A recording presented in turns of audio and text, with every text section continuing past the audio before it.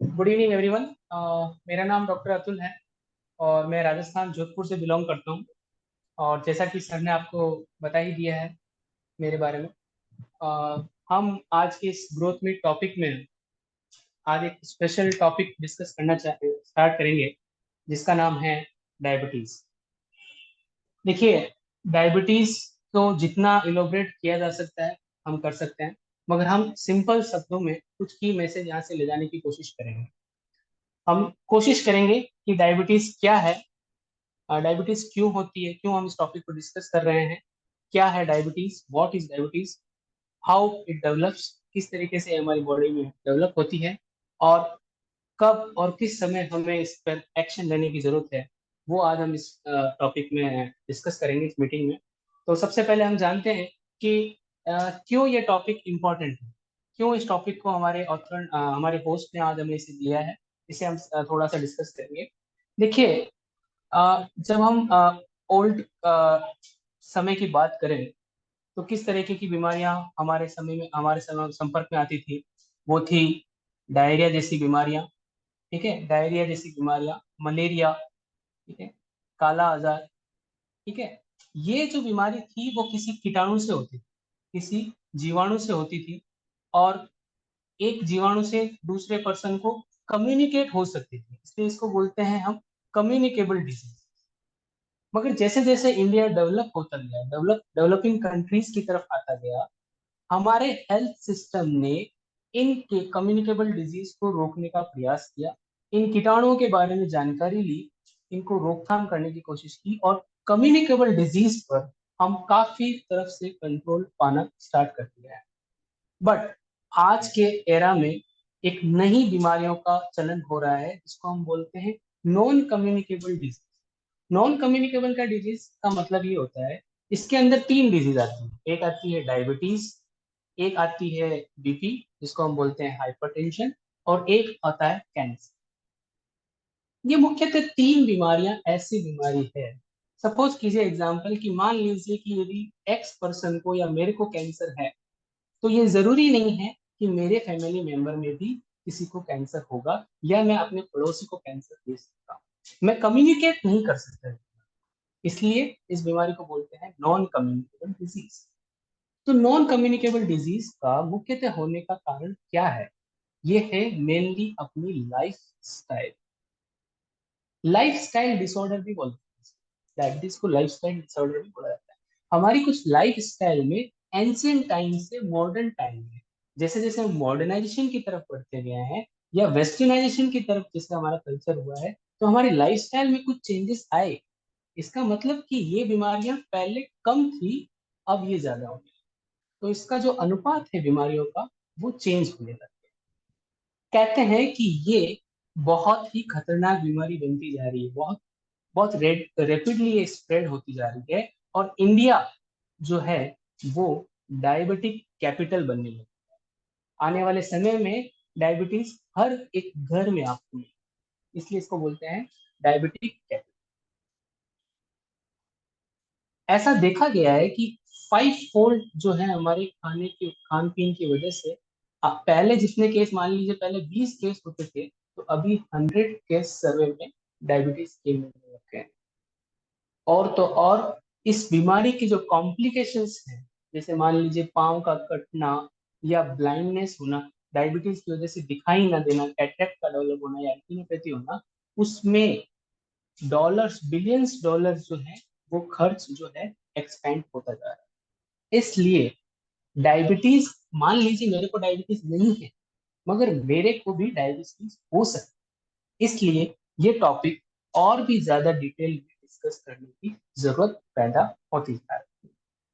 देखिए, क्योंकि डायबिटीज तो है ही है। एक तो डायबिटीज है, डायबिटीज के लिए आपको जीवन पर्यंत टेबलेट लेनी पड़ रही है, मगर डायबिटीज से क्या हो रहा है, मगर डायबिटीज से हमारे शरीर में कॉम्प्लिकेशंस भी पैदा हो।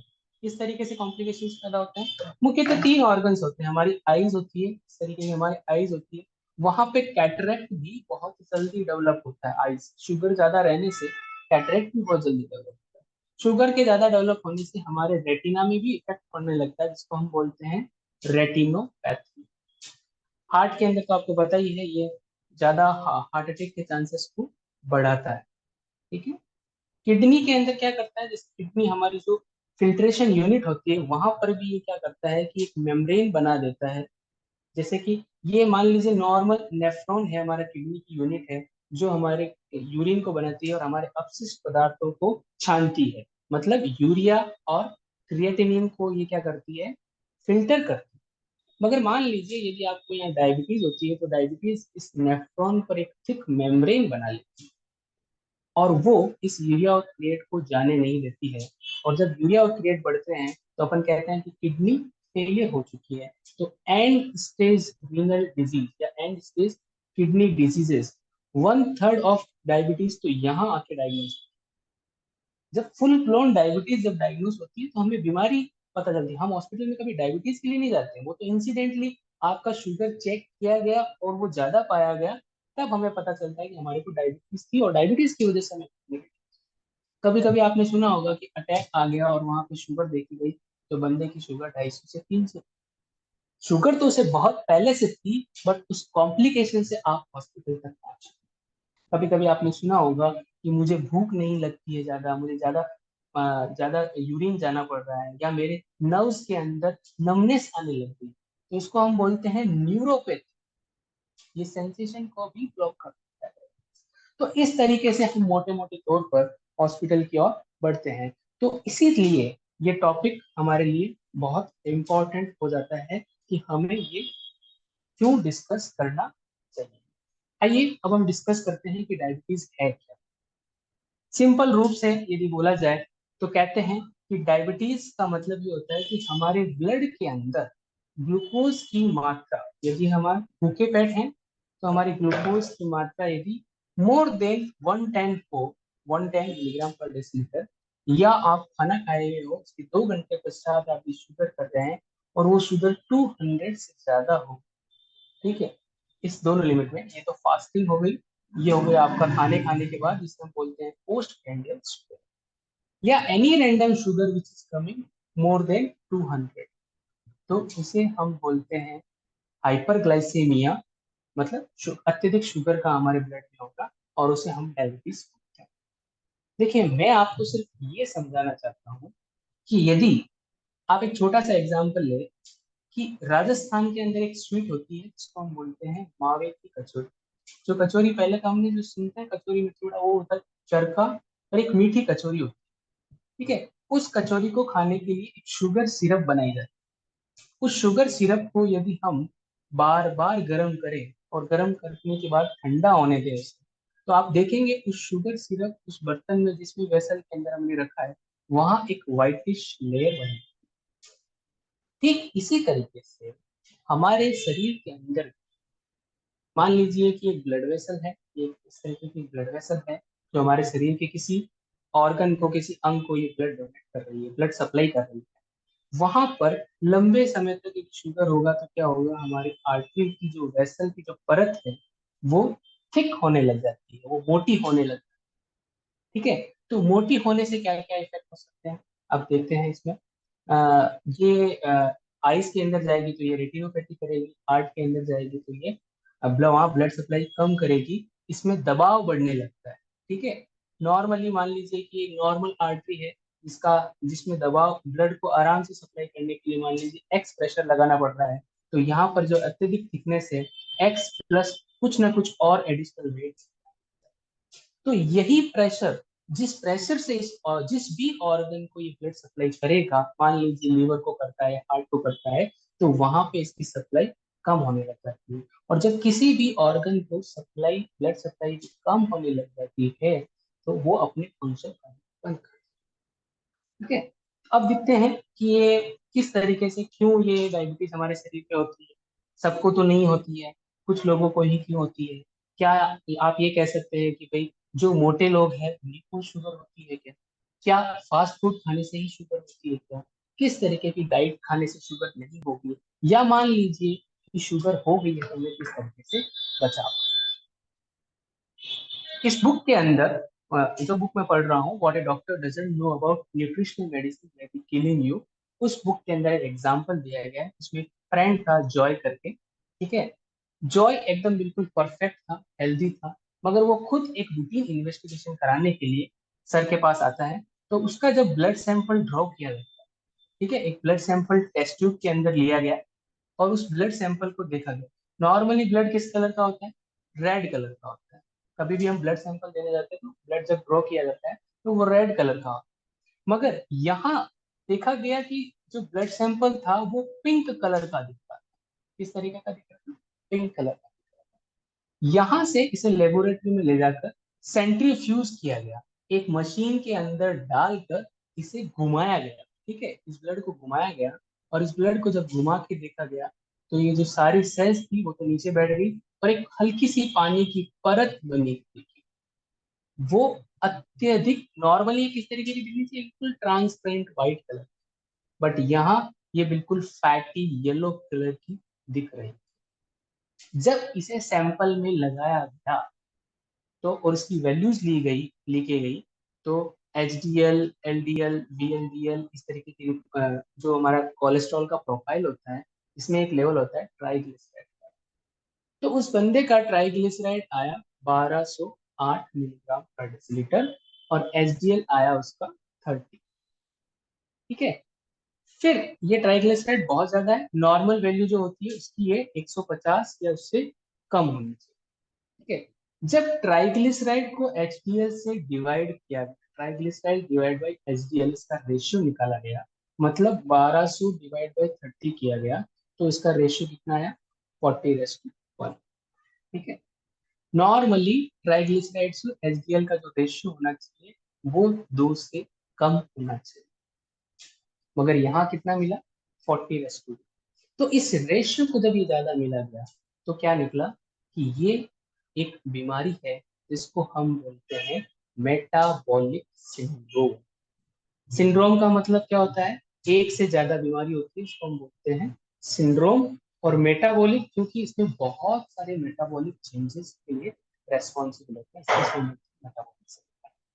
इसका मुख्य कारण क्या पाया गया? वो है इंसुलिन का रेजिस्टेंस। ठीक है, इंसुलिन रेजिस्टेंस का। देखिए, डायबिटीज कितने प्रकार की होती है? डायबिटीज 2 प्रकार की होती है। ठीक है, एक होती है टाइप 1 डायबिटीज और एक होती है टाइप 2 डायबिटीज। टाइप 1 डायबिटीज के अंदर इंसुलिन बहुत कम मात्रा में होता है, इंसुलिन बनता ही नहीं। ठीक है, इसके अंदर एक्सटर्नल इंसुलिन दिया जाता है। ये एक जेनेटिक प्रॉब्लम है, ये काफी अर्लियर प्रेजेंट भी कर सकती है, इसलिए इसको पहले के समय में जुवेनाइल डायबिटीज। मगर टाइप 2 डायबिटीज एक ऐसी डायबिटीज है जिसके अंदर इंसुलिन तो पर्याप्त मात्रा में है, मगर वो इंसुलिन अपने ऑर्गन्स पर काम नहीं कर पा रहा है, इसलिए इसको क्या बोला है? Insulin resistance. इंसुलिन है मगर इंसुलिन काम नहीं कर पा रहा। तो ऐसी बीमारी के अंदर इंसुलिन देने के बजाय हमें ऐसे प्रयास करने चाहिए कि इंसुलिन काम करने लगे, तो हमारी प्रॉब्लम सॉल्व हो जाएगी। यही टाइप 2 डायबिटीज 90% से ज्यादा लोगों को है। ये तो 10% या उससे भी कम लोगों में होता है। तो इससे हम बच सकते हैं। तो आइए देखते हैं इंसुलिन रेजिस्टेंस क्या है। ये बहुत ही महत्वपूर्ण टॉपिक है, थोड़ा ध्यान से देखें आप। इंसुलिन रेजिस्टेंस में क्या होता है? देखिए कि शरीर में इंसुलिन तो बन रहा होता है मगर वो हमारी मसल्स या लीवर तक नहीं पहुंच पाता है, तब जाके इंसुलिन रेजिस्टेंस होने लगती है। तो किस तरीके से होती है देखते हैं। इंसुलिन एक स्टोरेज हार्मोन है। ठीक है, इंसुलिन हमारी बॉडी के अंदर हम जो भी लेते हैं उसको स्टोर करते हैं, या ये मैं कहूँ कि इंसुलिन एक एनाबॉलिक हार्मोन है। ठीक है, ये हमारे शरीर में एनाबॉलिक मतलब निर्माण करना, कैटाबॉलिक मतलब तोड़ना। ठीक है, अब देखिए, मान लीजिए ये हमारा पेट है। ठीक है, ठीक है, ये हमारा स्टोमक है और हमने यहाँ पर खाना खाया। मान लीजिए हमने 100 ग्राम शुगर हमने यहाँ पे खाई। ठीक है, जैसे ही हमने 100 ग्राम शुगर यहाँ से खाई और यहाँ इंटेस्टाइन होती है जहाँ भोजन पचता है, और यहाँ से ब्लड वेसल के थ्रू होता हुआ हमारा अंदर यहाँ पे शुगर आती है। ठीक है, और यहाँ हमारी बॉडी में एक पेनक्रियास होता है। पेनक्रियास की बीटा सेल्स के द्वारा इंसुलिन का निर्माण होता है, इंसुलिन हार्मोन बनता है।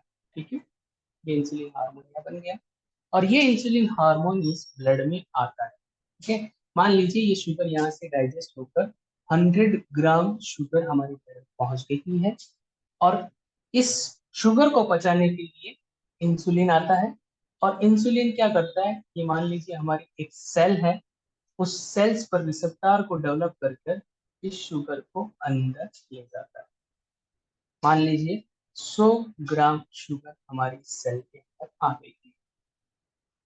यदि इस शुगर को जरूरत है तो वो एनर्जी में कन्वर्ट कर लेगा।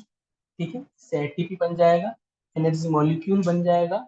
मगर मान लीजिए कि रेस्टिंग फेज में है, आपको उसकी जरूरत नहीं है, तो ये शुगर आगे जाकर फैट में कन्वर्ट हो जाएगा। ये हमारी बॉडी का नियम। आप चाहे कुछ भी खाएं, मेटाबोलाइज होकर वो शुगर फॉर्म में बनेगा, और शुगर फॉर्म यहाँ आएगी, इंसुलिन यहाँ से आकर इसको सेल्स के अंदर ले जाकर या तो एनर्जी डेवलप करेगा, नहीं तो इसे फैट में स्टोर। ये है इंसुलिन का नॉर्मल फंक्शन। मगर इंसुलिन रेजिस्टेंस में क्या होता है कि जैसे जैसे हम खाना खाते रहते हैं, जैसे जैसे मान लीजिए कि आपने बहुत शुगरी खाना खाया, और आपकी शुगर मान लीजिए यहाँ, हम मान लीजिए आप 200 ग्राम का शुगर फटाफट से खाया, कुछ इस तरीके का शुगर आपने खाया। ठीक है, और तो फिर क्या होगा, नॉर्मली उसको कितना यूनिट सिक्रीट होना चाहिए था, मान लीजिए नॉर्मली 100 यूनिट सिक्रीट होना चाहिए था, तो यहाँ अब मान लीजिए कितना सिक्रीट होना पड़ेगा, 200 यूनिट इंसुलिन सिक्रीट होना पड़ेगा। इस 200 यूनिट इंटरनेशनल यूनिट को फटाफट इस 200 ग्राम को अंदर ले जाने का काम करना पड़ेगा। तो आप देखिए, इंसुलिन के बनने के लिए पेनक्रियास को जहां लिमिट थी इसकी, नॉर्मली 55 इंटरनेशनल यूनिट हमारी बॉडी इंसुलिन सिक्रीट करती है पर स्पाइक फूड।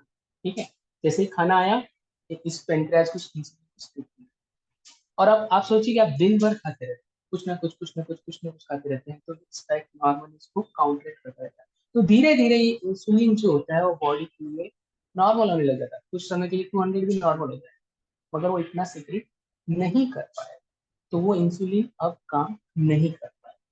ठीक है, तो इस तरीके से हमारी बॉडी के अंदर इंसुलिन रेजिस्टेंस डेवलप होता है। तो क्या होगा, धीरे धीरे मान लीजिए आप और शुगरी फूड खा रहे हैं, मान लीजिए यहाँ पे आपने 500 ग्राम फूड खा रहे हैं, तो यहाँ पर एक स्टेज डेवलप हो जाती है जिसको हम बोलते हैं हाइपर इंसुलिनिया। आप कहेंगे कि क्या दिक्कत है, मैंने ज्यादा खाना खाया, शरीर में ज्यादा इंसुलिन बना दिया, इसकी दिक्कत कहाँ है? दिक्कत ये है कि ये हाइपर इंसुलिनिमिया केवल इस शुगर को ले जाने का काम भी नहीं कर रही, इस हाइपर इंसुलिनिमिया को ब्लड वेसल्स को भी डील करना पड़ता है, क्योंकि ब्लड के अंदर है। तो ये क्या करेगा, हमारी ब्लड वेसल्स को थिकन करने लग जाता है। ये इंसुलिन जो है इन्फ्लामेशन करने लगता है आर्टरीज का, और जब आर्टरीज का इन्फ्लामेशन करता है, तो आपको पता है कि ये आर्टरीज थिक होने लगता है, कि वायर के रूप में होने लगता है। और जब ये वायर के रूप में होगी तो क्या होगा, हार्ट अटैक आने के चांसेस ज्यादा बढ़ जाएंगे। राइट होंगे। ये जब आर्टरी थिकन हो जाएगी, तो इस आर्टरी का दबाव बढ़ने लगेगी, जैसा मैंने आपको पहले बताया, तो ब्लड प्रेशर की प्रॉब्लम होगी, हाइपरटेंशन की प्रॉब्लम होगी। ठीक है, इसके साथ साथ ये क्या करता है, इंसुलिन क्या करता है, लिपिड लिपिड के मेटाबॉलिज्म को अल्टर्ड कर देता है, और वीएलडीएल के बहुत सारे स्मॉल मॉलिक्यूल बनते रहते हैं, तो ट्राइग्लिसराइड लेवल ज्यादा बढ़ने लग जाता है, और एचडीएल और एलडीएल को एचडीएल को कम करने लग जाता है, एलडीएल को ज्यादा बनाने लग जाता है। तो ये भी लिपिड प्रोफाइल यहाँ पे अल्टर होने लगता है। ठीक है, ये क्या करेगा, हमारे ब्लड्स के अंदर क्लॉट्स भी ज्यादा बनाने लग जाता है, और जब क्लॉट ज्यादा बनेंगे तो हार्ट अटैक आने के चांसेस बढ़ जाएंगे। इंसुलिन एक एनाबॉलिक हार्मोन है, इसकी वजह से हमें ओबेसिटी डेवलप होने लगती है। तो ये मुख्य रूप से इंसुलिन के क्या है, साइड इफेक्ट। तो देखिए, यदि हाइपर इंसुलिनिमिया डेवलप हो गया किसी इंसान, मान लीजिए एक इंसान की नॉर्मल लाइफ जो है 70 ईयर, और यदि उसे 40 ईयर्स पर यदि मेटाबॉलिक सिंड्रोम डेवलप हो जाता है, तो एट द एज ऑफ 60 या 50 के आसपास जो उसकी हार्ट अटैक की जो रिस्क है वो 20 फोल्ड इंक्रीज हो जाती है। कुछ लोग कहते हैं ना कि मैं तो शुरुआत से ही मीठा खाता हूँ, मुझे तो आज तक कुछ नहीं हुआ, और एंड में जाते हो तुरंत हार्ट अटैक आता है। तो ये मेटाबॉलिक सिंड्रोम ऐसा तो है नहीं कि वो 55 पे डेवलप हुआ होगा, वो तो ऑलरेडी 30 to 40 एज पे डेवलप हो जाता है। ठीक है, तो इस तरीके से क्या होता है, जब बहुत अत्यधिक मात्रा में इंसुलिन सिक्रेट होने लग जाता है, बॉडी की टेंडेंसी होने लग जाती है, तो एक स्टेज आएगी, फिजियोलॉजिकली क्या करेगा कि पेनक्रियास काम करना बंद कर देता है, तब इंसुलिन की कमी होने लगती है। और जब हमारे शरीर में इंसुलिन की कमी होने लगती है, तब हमारा ब्लड शुगर लेवल जो है वो रेज होने लगता है, और हमें एक्चुअली पता चलता है कि हम शुगर है। इससे पहले तो हम प्री डायबिटिक थे। इसीलिए मैंने आपको बोला कि इस टॉपिक को सभी को समझना जरूरी है। क्यों? कि हम सभी प्री डायबिटिक हो सकते हैं। डायबिटीज का पता चलना तो एंड स्टेज है, इस रिजल्ट को डेवलप करने के लिए इससे कम से कम 10 से 15 साल लगते हैं। तो प्री क्लिनिकल डायबिटीज के अंदर ही हम इसे रोक सकते हैं। तो डिस्कस करते हैं कि आइए डिस्कस करते हैं कि इंसुलिन रेजिस्टेंस क्यों डेवलप होती है, क्या है इंसुलिन रेजिस्टेंस। अब तक तो हमने पढ़ा कि किस तरीके से नॉर्मल मैकेनिज्म था। अब हम पढ़ते हैं कि इंसुलिन रेजिस्टेंस क्यों डेवलप होने लगी है आजकल के टाइम में, पहले ऐसा क्यों नहीं था। देखिए, हम लोग अभी क्या है कि वेस्टर्न डाइट को फॉलो करना ज्यादा स्टार्ट कर दिया है। वेस्टर्न डाइट और अमेरिकन डाइट में क्या होता है कि हम लोग हाई कार्बोहाइड्रेट लेते हैं, हाई कार्ब्स लेते हैं, और फैट जो है वो बहुत लो है। इसका भी कारण बताएंगे, क्योंकि फार्मास्यूटिकल जो कंपनीज है, मेडिकल कंपनीज ने बोल दिया कि फैट कम खाया करो, आपको शुगर है।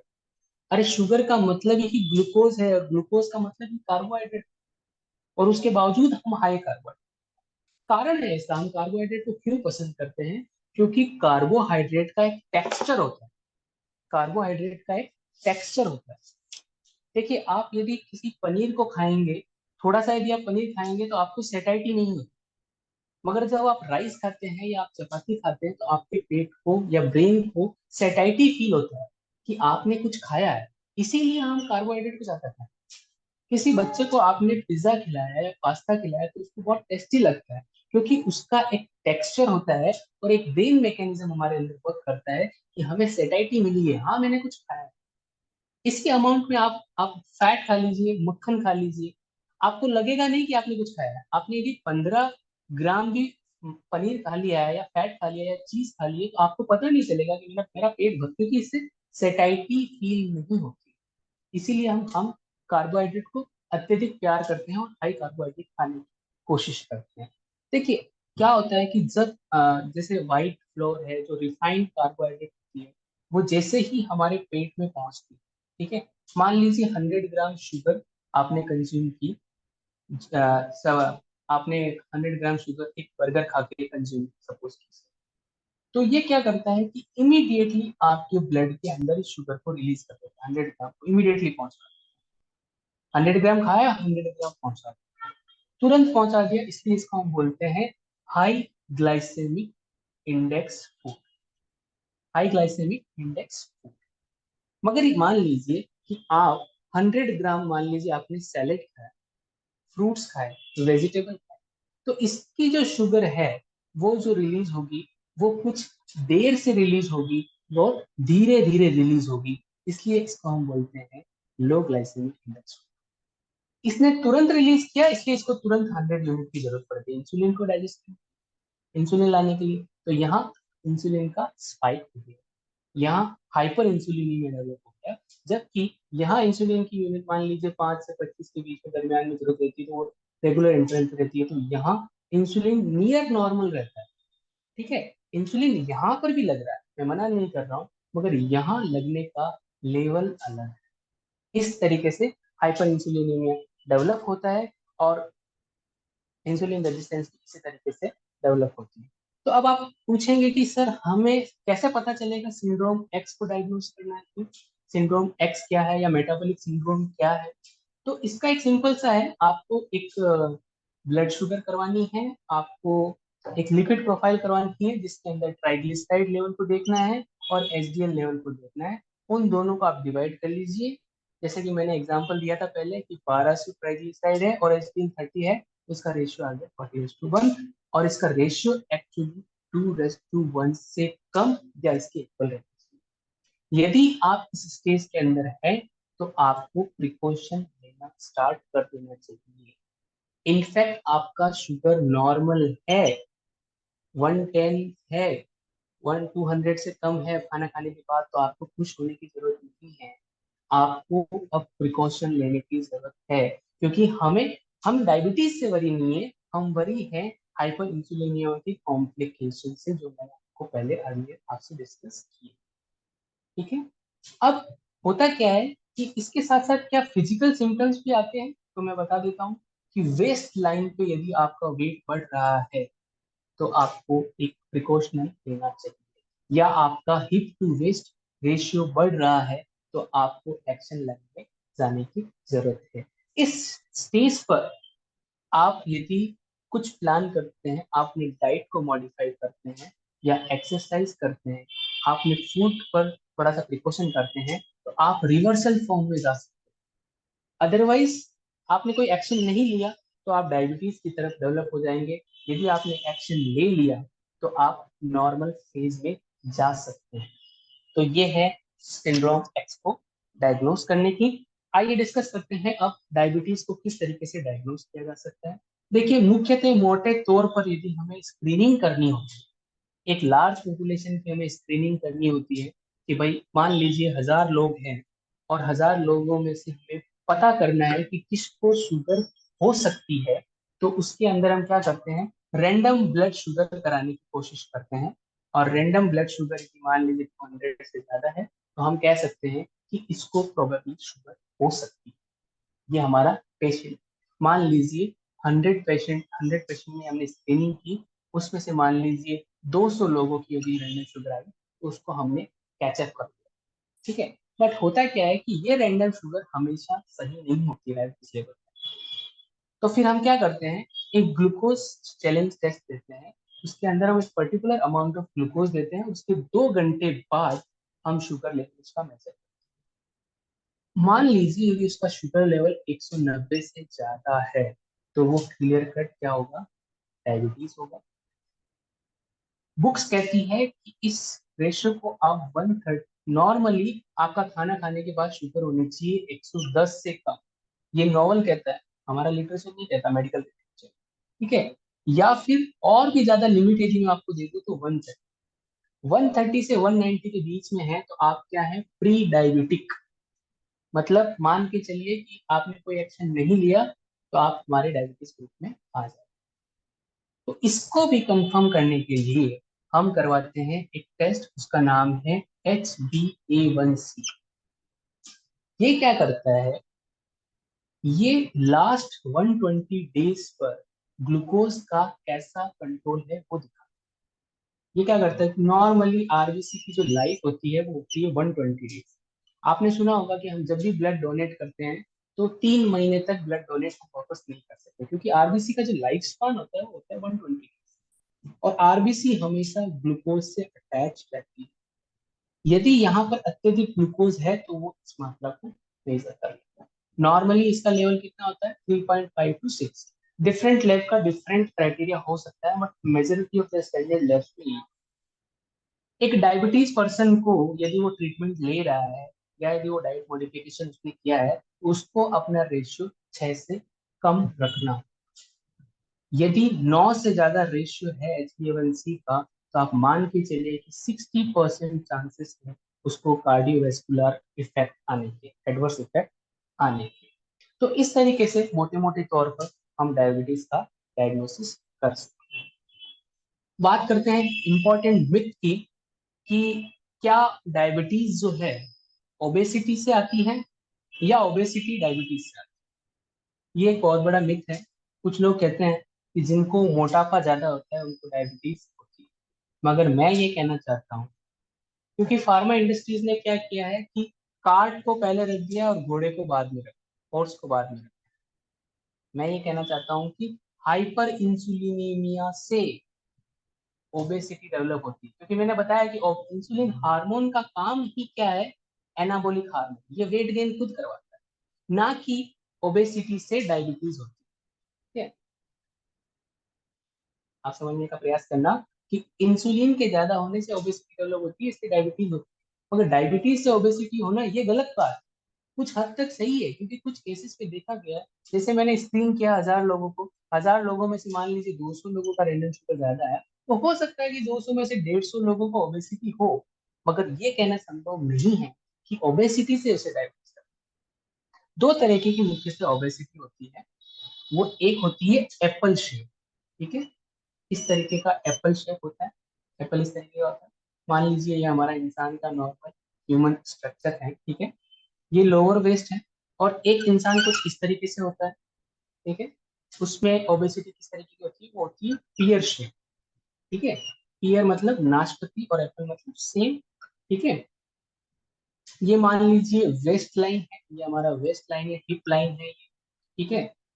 देखिए इसके अंदर जो है पियर शेप के अंदर यहाँ यहाँ जो है वो विसरल फैट जो है वो कम है, ठीक है। यहाँ विसरल फैट ऊपर भी ज्यादा है। एप्पल शेप के अंदर पूरा का पूरा बॉडी ओवरऑल फ्यूज होता है। और पियर शेप के अंदर लोअर वेस्ट लाइन पे ओबेसिटी का वेट ज्यादा होता है। तो ये जो एप्पल शेप जो है वो हमें बहुत ज्यादा ट्रबल सी होती है, क्योंकि इसके अंदर वेस्ट लाइन से ऊपर भी ज्यादा वेट होता है, यहाँ पे विस्कल फैट ज्यादा होती है। रिस्क ऑफ कार्डियोवेस्कुलर डिजीजेस के जो चांसेस होते हैं वो ज्यादा बनते हैं। तो अब हम इस डायबिटीज को किस तरीके से हमें ठीक करना होता है उसके बारे में हम थोड़ा सा डिस्कस कर लेते हैं। देखिए डायबिटीज एक लाइफस्टाइल डिसऑर्डर है, इसे हमने खुद ने बनाया। डायबिटीज का कोई कीटाणु नहीं है। यदि डायबिटीज का कोई कीटाणु होता तो पर्टिकुलर कीटाणु को मारने के लिए मेडिकल साइंस अब तक दवाई बना चुकी है। तो डायबिटीज डेफिनेटली किससे हो रही है, ग्लूकोज से हो रही है। तो हमें सबसे पहले ग्लूकोज का टेस्ट। मगर मिथ क्या बनाया है डॉक्टर्स ने या फार्मा इंडस्ट्रीज ने, मिथ क्या बनाया है, आप फैट और प्रोटीन खाना कम करो। फैट इसलिए कम कर दीजिए क्योंकि हार्ट अटैक आने के चांसेस ज्यादा रहते हैं, और प्रोटीन इसलिए कम कर दीजिए कि इससे किडनी डिजीज। जबकि मैंने क्या बताया कि प्रॉब्लम किससे है, ग्लूकोज से। आप ग्लूकोज को ठीक कीजिए, आप इसके साथ अच्छी फैट और अच्छी प्रोटीन स्टार्ट करते हैं और ग्लूकोज को कम करने की कोशिश करते हैं, तो आपका डायबिटीज रिवर्स हो जाएगा। मगर मिथ क्या फैलाया गया कि ग्लूकोज है, फैट बढ़ रहा है, एस्पिरिन चालू कर दीजिए, लिपिड कम करने की दवा चालू कर दीजिए, प्रोटीन को रेस्ट्रिक्ट कर दीजिए। जो नॉर्मल मैकेनिज्म चलना होता है वो चल ही नहीं पाता। तो इस डाइट को हमने चेंज कर दिया है। वेस्टर्न लाइफ में जो हाई कार्बोहाइड्रेट डाइट चल रही है, हाई डाइट और लो फैट डाइट चल रही है, उसे हमें रिवर्स करना है, ठीक है। हमें लो कार्बोहाइड्रेट एंड हाई फैट और गुड अमाउंट ऑफ डाइट लेना चाहिए, ठीक है। तो वो डाइट हमें किस तरीके से मिलेगी, तो इसका एक बेसिक कंसेप्ट है। सबसे अच्छा प्रोटीन और सबसे अच्छा फैट किसमें मिलता है, वेजिटेबल ऑयल और वेजिटेबल फैट में मिलता है। वेजिटेबल मतलब फ्रूट्स एंड वेजिटेबल्स में मिलता है। जैसे कि ये एवोकाडो है, वेजिटेबल ऑयल्स है, नट्स है, सोयाबीन है। इसके अंदर हमें जो कार्बोहाइड्रेट भी मिलता है वो भी इजीली डाइजेस्टेबल। देखिए यदि आप फ्रक्टोज खाते हैं, फ्रक्टोज मतलब कॉम्प्लेक्स शुगर खाते हैं, चपाती खाते हैं, तो उसको डाइजेस्ट करने के लिए जो इंसुलिन है वो ज्यादा चाहिए। कंपेरेटिवली आपने यदि फ्रूट खाया, मान लीजिए आपने यदि एक एप्पल खा ली, एक एप्पल से जो शुगर आएगी वो सिंपल शुगर आएगी, ठीक है। शुगर, यदि शुगर क्या है, एक कॉम्प्लेक्स ऑफ चेन, C6H12O6 इसका केमिकल मॉलिक्यूल होता है। इसकी बहुत सारी एक लंबी संख्या। जितनी कॉम्प्लेक्स शुगर होगी उसको तोड़ने के लिए ज्यादा इंसुलिन को काम करना पड़ेगा। जितनी सिंपल इसकी चेन होगी उसको बहुत आसानी से डाइजेस्ट किया जा सकता है। तो क्यों ना इस वेजिटेबल एंड फ्रूट्स के इंटेक को बढ़ाया जाए। तो इससे हमें अच्छा कार्बोहाइड्रेट, अच्छा प्रोटीन, अच्छा फैट मिल सकता है, ठीक है। ऑब्वियसली जो लोग कहते हैं कि मान लीजिए कि हमें अच्छा फैट खाना है, क्या मैं रेड मीट या एग से अच्छा प्रोटीन प्राप्त कर सकता हूँ, रेड मीट से पॉसिबल नहीं है। और एग का जो येलो पार्ट है वो आपका कोलेस्ट्रॉल बढ़ा देता है, तो वो भी अच्छा प्रोटीन, अच्छा फैट नहीं है। तो अच्छा फैट जो मिलता है वो मिलता है कोल्ड एरिया में जो डेवलप होती फिश। जो मोस्ट कॉमन है वो है साल्मन, साल्मन फिश, जिससे हमें मिलता है ओमेगा 3। ओमेगा 3 हमारे बॉडी के अंदर इंफ्लामेशन को कम करता है, आर्टरीज के अंदर इंफ्लामेशन को कम करता है, और यही जाके आगे जाके आपके अटैक्स के चांसेस को कम करता है, ठीक है। तो कहते हैं कि हमें जो रेशियो रखना है वो है 40:30:30। 40 कार्बोहाइड्रेट खाना है, 30 फैट खाना है, 30 प्रोटीन। जबकि अभी हम क्या कर रहे हैं, 50% या इससे ज्यादा कार्बोहाइड्रेट खाते हैं, 25-25% पर हम फैट और प्रोटीन को लेते हैं। तो इस डाइट को हमें डेफिनेटली चेंज करना चाहिए। ये तो होगी मैक्रो डाइट के बारे में। इसके साथ साथ यदि हम एक्सरसाइज करें, एक्सरसाइज का एक बहुत बड़ा रोल है। एक्सरसाइज का मतलब क्या है? यदि हम हाई इंटेंसिटी एक्सरसाइज करें 3 to 5 days पर वीक, उससे ज्यादा ना करें, क्योंकि एक्सरसाइज ज्यादा करने से भी हमारी बॉडी में इन्फ्लामेशन होता है। ठीक है, इस तरीके की हाई इंटेंसिटी और वेट बियरिंग एक्सरसाइज करें तो हमारा जो इंसुलिन सेंसिटिविटी है, देखिए क्या होता है वेट गेन से, क्या होता है मैं आपको समझाता हूँ। मान लीजिए ये आपका एब्डोमेन, इस तरीके का मान लीजिए आपका एब्डोमेन, यहाँ आपका पेनक्रियास है और यहाँ आपकी फैट है, और ये फैट दो टुकड़ों में बांट दी जाती है, एक बोलते हैं विसरल फैट, एक बोलते हैं पेरिफेरल फैट। विसरल फैट इस ऑर्गन को प्रोटेक्ट करने के लिए होती है। हमारे प्रोफेसर बोलते थे कि विसरल फैट एक्स है तो ये पेरिफेरल फैट आपको 3x दिखेगी, जो आपको आपके आप जिसे छू सकते हैं, जिस फैट को आप छू सकते हैं उसको हम बोलते हैं पेरिफेरल फैट और विसरल। अब इस इंसुलिन को यहाँ से क्रॉस करके यहाँ तक आना है। सपोज कीजिए यहाँ पर एक मसल है, यूजुअली, ठीक है, ये मसल है हमारी बाइसेप्स मसल मान लीजिए, यहाँ पर रिसेप्टर होते हैं। इस इंसुलिन को यहाँ तक दूरी को कम करना है, तो हम इस फैट को कम कर सकते हैं। इस 3x को यदि हम x पे ले आए तो इसकी वेलोसिटी, इसकी स्पीड ज्यादा हो जाएगी। जो इंसुलिन मिल रहा था 55 यूनिट इंसुलिन जो मिल रहा था वो इसके लिए पर्याप्त है। अदरवाइज यदि ये 3x स्ट्रक्चर इसके सामने आ गया तो इसको यहाँ तक पहुंचते पहुंचते ही ये खत्म हो जाएगा, या इंसुलिन पहुंचा ही नहीं। हम डॉक्टर्स क्या कर रहे हैं, यहाँ इंसुलिन दे रहे हैं एक्सटर्नली। इंसुलिन तो है बना हुआ है, पॉजिटिव एजेंट तो ये है ना। इस फैक्टर को यदि हम डिक्रीज कर दें एक्सरसाइज से, वॉकिंग से, हाई इंटेंसिटी और मसल बिल्डिंग एक्सरसाइज हम करें, गुड प्रोटीन और फैट लें, तो इंसुलिन रेजिस्टेंस को हटाया जा सकता है। कुछ सेलुलर न्यूट्रिशन को भी यदि हम इम्प्रूव करते हैं, जैसे कि क्रोमियम है, मैग्नीशियम है, ये इंसुलिन की सेंसिटिविटी को बढ़ाते हैं और पेनक्रियाज को स्टिमुलेट करते हैं। क्रोमियम जो होता है, क्रोमियम एक जो सब्सटेंस होता है वो हमारे इंसुलिन सेंसिटिविटी को बढ़ाता है। मैग्नीशियम भी इंसुलिन को एक्टिवेट करता है। इसीलिए आजकल डायबिटीज के अंदर 300 माइक्रोग्राम जो है क्रोमियम इंटेक की भी सलाह दी गई है। विटामिन ई एंटीऑक्सीडेंट, क्योंकि जो इन्फ्लामेशन आर्टरीज के अंदर हो रहा है, आईज के अंदर हो रहा है, हार्ट के अंदर हो रहा है, उस इन्फ्लामेशन को रोकने के लिए विटामिन ई मस्ट है। कुछ इस तरीके से nutritional supplement, exercise and diet के रेस्ट्रिक्शन से, यदि हम प्री डायबिटिक हैं या हम डायबिटिक हैं, प्री डायबिटिक कंप्लीटली रिवर्स हो सकता है, और डायबिटीज के लिए ये कॉम्प्लिकेटरी मेथड है। नो डाउट ड्रग्स को लिया जाना जरूरी है। मैं ये नहीं कहता कि किसी का शुगर यदि 500 मिलीग्राम है तो आप इमीडिएटली डाइट एनर्जी कीजिए, नहीं, आपको वहाँ हेल्प लेनी होगी ड्रग्स की। मगर ड्रग क्या करता है, इंसुलिन क्या करता है, वो आपको 24 आवर्स के लिए पुश करता है। ठीक है, जैसे मान लीजिए कोई इंसुलिन ले रहा है, नाइट के अंदर यदि उसने इंसुलिन लगाया है तो वो सुबह तक काम करता है, वो सुबह तक आपके शुगर लेवल को नॉर्मल रखता है। आप दूसरे दिन इंसुलिन को लेना बंद कर दीजिए, क्या आपका शुगर लेवल नॉर्मल हो जाएगा? नहीं, वो आपका इलाज नहीं करता है, आपको पुश कर रहा है नेक्स्ट डे जीने। और उस एवज में ज्यादा इंसुलिन लेने से क्या हो रहा है, हमारी आईज खराब हो रही है, हमारी किडनीज खराब हो रही है, हमारी नसों में सुनापन आ रहा है। तो उसे रिवर्स करने के लिए आपको इस अल्टीमेट प्रोसीजर पे आना होगा। That is the key point and key message for you all of you. So this is from my side. Back to the host. If any queries there, you can ask. Thank you, sir. Thank you very much doctor साहब। बहुत जबरदस्त जानकारी आपने दिया।